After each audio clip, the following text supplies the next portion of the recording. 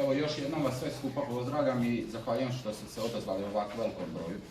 Prije nego nastavimo sa daljnjim radom Županijske izborne skupštine, želim da još jednom pljeskom pozdravite naše nam drage goste, odnosno gospođu regionalnu tajnicu Barbaru Konestalo,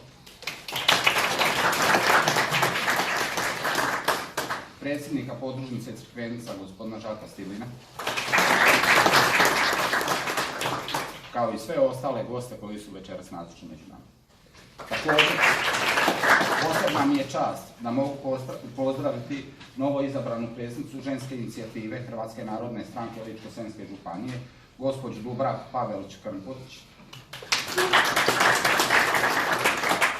te novo izabranu županijsku predsjednicu inicijative mladih Hrvatske narodne stranke, gospođicu Sandru Halapović.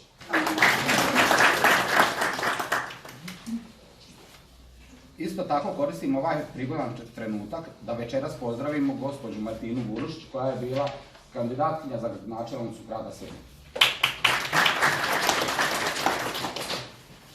Na proteklim izborima na području Ličko-senjske županije i aktualnu općinsku vijećnicu u općinskom vijeću općine Perušć, gospodiću Maju Polak. Prvenstveno čestitam hrabrnim ženama koje su učestvovale na proteklim lokalnim izborima i izborile se za vijećnička mjesta na području grada Senja i općine Perušć. Isto tako moram napomenuti da mi je izuzetno zadovoljstvo što su se ove godine ujedno članice novog saziva Županijske skupštine, što su one postale i nove članice saziva Županijske skupštine, te sam siguran da će implementacijom svojih stručnih znanja i vještina, kao i predanim radom, zasigurno doprinijeti jačanju Hrvatske narodne stranke na području Ličko-senjske županije. Hvala im još jednom što su se prihvatili ovoga izazovnog trenutka i nadam se da će svoj doprinos u buduće svima nama podijeliti skupa s nama.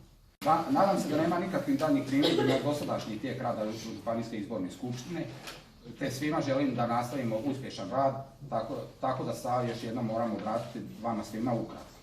Stranačke kolegice i kolege, dragi gosti, otvaram danas zakazanu Županijsku izbornu skupštinu Hrvatske narodne stranke liberalnih demokrata za Ličko-senjsku županiju. Te sukladno statutu Hrvatske narodne stranke predlažem radno predsjedništvo koje čine Maja Tomljanović kao predsjednica radnog predsjedništva, gospodina Zvonka Fabijanića kao člana i gospodiću Maju Polak kao člana radnog predsjedništva. Molim delegate da daju ostale prijedloge ukoliko imaju dodatnih prijedloga. Konstatiram da nema novih prijedloga, znači sa ovim putem molim da se svi izjasnite tko je za, protiv, suzdržanih, nema.